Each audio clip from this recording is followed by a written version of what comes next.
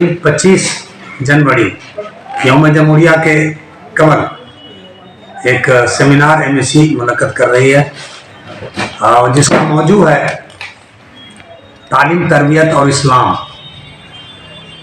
और इसके जो खास मुकर्रिर हैं वो हमारे हजरत मौलाना मुफ्ती मोहम्मद फारूक आलम अशरफी मिसबाही साहब हैं।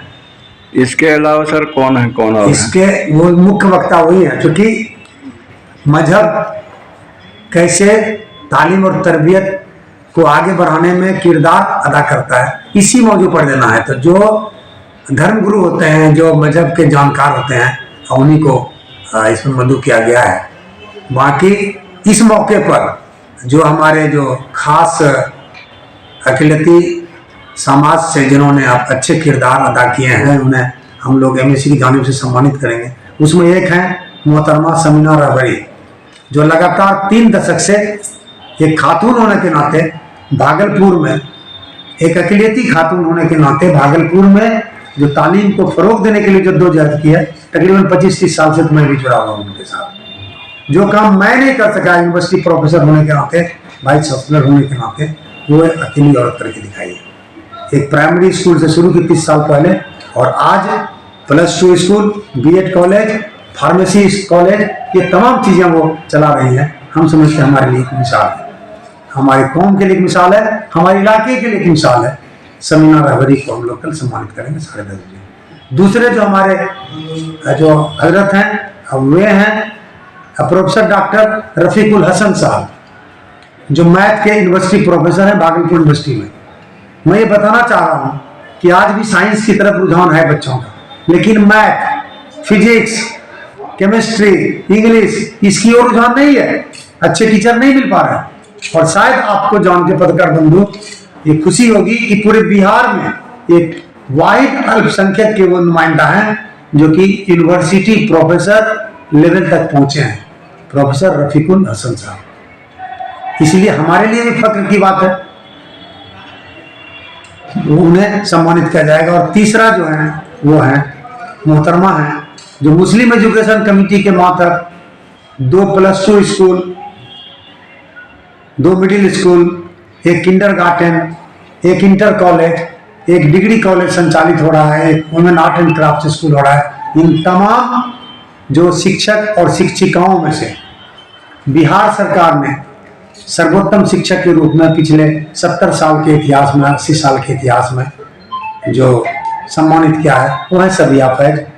उन्हें बिहार सरकार ने आज से 2 साल कबल, हम लोग सम्मान नहीं दे सके थे, कोई मौका नहीं मिला था, कोरोना वगैरह भी था, तो उन्हें सम्मानित किया जाएगा। जो हमारे लिए भी फख्र की बात है कि हमारे तमाम इदारों में वो बिहार सरकार ने उन्हें इस डिस्ट्रिक्ट से पहली मुस्लिम शिक्षिका हैं, वो भी महिला है, उन्हें सम्मानित किया गया। इन तीनों को हम लोग कल सम्मान से नवाजेंगे ताकि एक संदेश समाज में जाए। सर, मुस्लिम एजुकेशन कमेटी के चुनाव का वक्त मुकर्रर हो गया है, फिर आप जो इलेक्शन कमीशन के ऑफिसर हैं इनको आप सम्मानित कर रहे हैं, तो ये क्या अभी आप क्या कर रहे हैं? ये इनका पहले से नाम तय था। तो सर वो तो अभी आचार संहिता लगा हुआ मुस्लिम एजुकेशन कमेटी। नहीं, ऐसा कहीं कुछ चुनाव के इससे जोड़ने की जरूरत नहीं है। तो ये सर अलग है, जरूरत नहीं है, इसलिए कि एक सच्चाई है और ये पहले से तय। आप उन्हीं से बात कर लीजिए कि उनको ये 2 बूथ बने हैं मुश्किल से 15 दिन पहले, इलेक्शन कमिश्नर 15-20 दिन पहले बने हैं, उनको चिट्ठी मिला है 15-20 दिन पहले। और ये बात कि वो हम समझते हैं कि 1-1.5 महीना पहले से तय है। चुनाव होने के बाद तो आचार संहिता लग जाता सर, लेकिन फिर भी आप सम्मानित कर रहे हैं जो आपके ऑफिसर हैं इलेक्शन कमीशन को, उसी को सम्मानित कर रहे हैं। काहे सामाजिक कारकुन है तो काहे करेंगे सम्मानित? तो अभी सर अभी कमीशन में है ना, वो आपका चुनाव कराएंगे, वो मेन ऑफिसर वही है। हमारी समस्या इसमें कहीं कुछ नहीं है कुछ, इसलिए कि उसमें उनके इसमें कोई दखल नहीं है। वो आपका सवाल था, हमने उसमें जवाब में मेरा कहना है कि ये पहले से ही तय था और इसको हम मुलतवी करेंगे तो हम करा नहीं सकेंगे। चलिए सर, इसलिए कि एक उस शख्स को अगर हम सम्मानित नहीं करेंगे जिनको हम सबसे पहले उन्हीं को हम बताएंगे। आज से 1-1.5 महीना पहले जिस दिन हमको मालूम हुआ, जब मैं कोशिश कर रहा था कि वो चुनाव से जुड़े, अब तक में 2 इलेक्शन कमिश्नर छोड़ के चले गए। जो नहीं तैयार हुए, तैयार होकर के भी नहीं कबूल की। ये सेमिनार भी तो उसी समय आपका हमको मालूम हुआ था कि मैं वाहिद प्रोफेसर लेवल पर पहुंचने वाला मुस्लिम प्रोफेसर हूं। तो मुझे लगा कि सही माने में ये इससे होगा कि मैथ को पढ़ने की एक रुझान बढ़ेगी, और जब वो बताएंगे कि किस दौर में उन्होंने मैथमेटिक्स पढ़ा और कैसे यहाँ तक पहुंचे, ये सिर्फ वही बोलेंगे, हम लोग कुछ नहीं बोलेंगे कल के मौजूद पर। जिनको सम्मानित करेंगे वो बोलेंगे, ताकि जो असاتذہ है अपने औलाद को भी तो पढ़ाएं, अपने रिश्तेदार को भी पढ़ाएं और उस तरह का काम करें। नहीं सर, ये तो आप टर्न कर रहे हैं दूसरी तरफ। जी नहीं, टर्न नहीं कर ये टर्न कर रहे हैं सर, टर्न करना ही हुआ। दरअसल है क्या सर, एजुकेशन कमेटी का इंतखाब हो रहा है, इंतखाब होने वाला, अनाउंसमेंट भी हो गया है। कोई दखल लेकिन सर अभी आप सेमिनार करा रहे हैं, इससे पहले क्यों नहीं सोचा था सर आप? चुनाव का डेट आने से पहले क्यों नहीं सोचा था कि सेमिनार कराया जाए तालीम और तरबियत पर? तालीम और तरबियत पर क्या वो हमारा कमेटी बंद हो गई?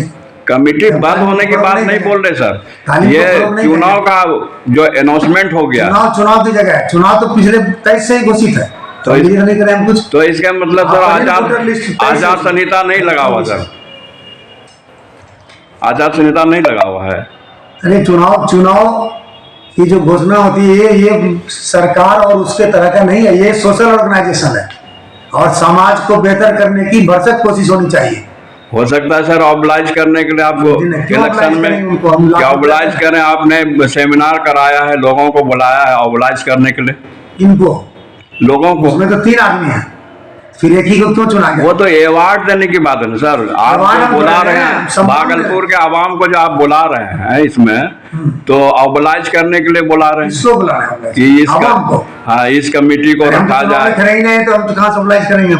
हम तो लाइफ मेंबर है। ठीक है सर, थैंक यू।